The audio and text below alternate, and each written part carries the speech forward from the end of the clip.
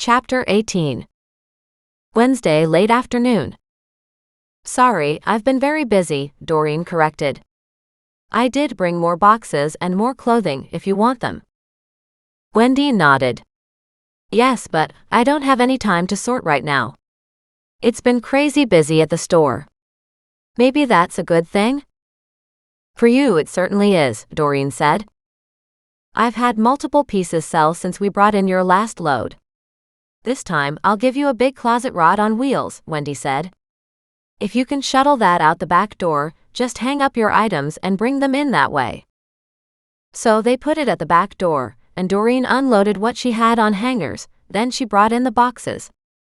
I honestly don't know what to do with this stuff. I hope you like it.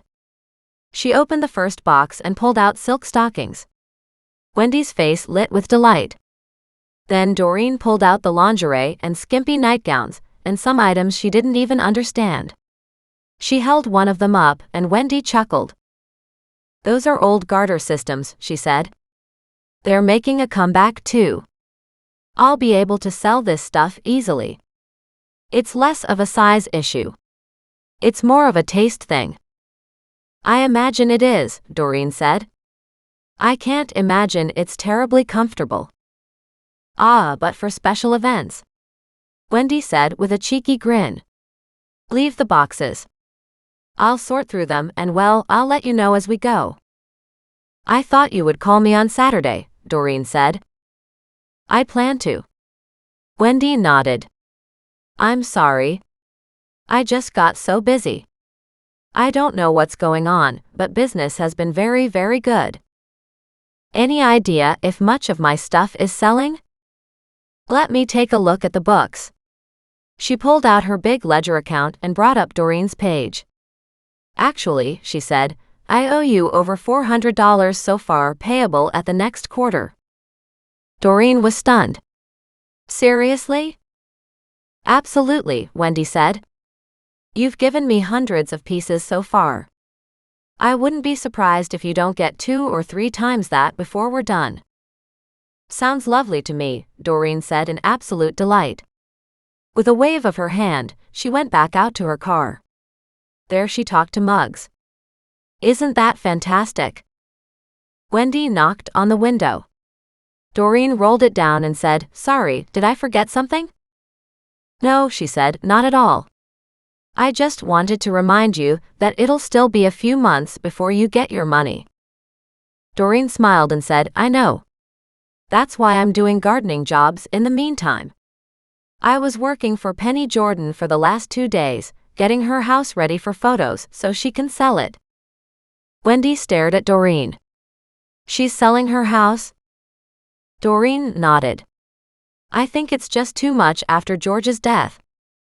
She's had a lot of death in her life, Wendy said slowly. I'm glad George was good to her because she had a pretty rough upbringing, from what I hear. I heard something about that. Apparently it was an abusive household, and then a younger brother died at her father's hands or something.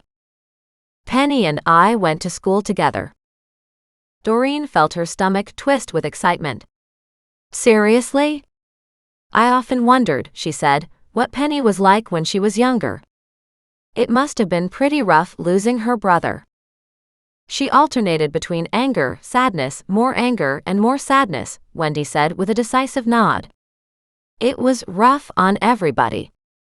And then when Johnny went missing, well, I'm sure that was hard, Doreen said quietly.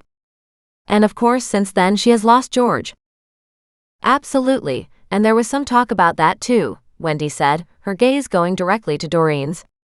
But you haven't heard anything about that, have you? Heard what? Doreen asked, hedging. Just some talk that maybe she helped George on his way. Like a mercy killing? Doreen asked. Maybe, yet nobody really talked about it much. Just that Penny and George had had some pretty vicious fights throughout the years. Sure, but like everybody seems to say, George was good to her and for her. Yes, Wendy said. But Penny has a very good male friend. But that makes me sound like I'm being hard on her, and that's not how I meant it. I'm sure the police would have known if anything untoward came up about George's death. Doreen nodded. I'm sure they would, she said. Besides, what possible reason would she have to hurt George? Losing Johnny was always a big elephant in their marriage, not knowing what happened there, Wendy said. Imagine having something like that sitting there eating away at you while you wondered what happened. The same unanswered questions always a part of your marriage. That would not have been easy. No, Doreen said.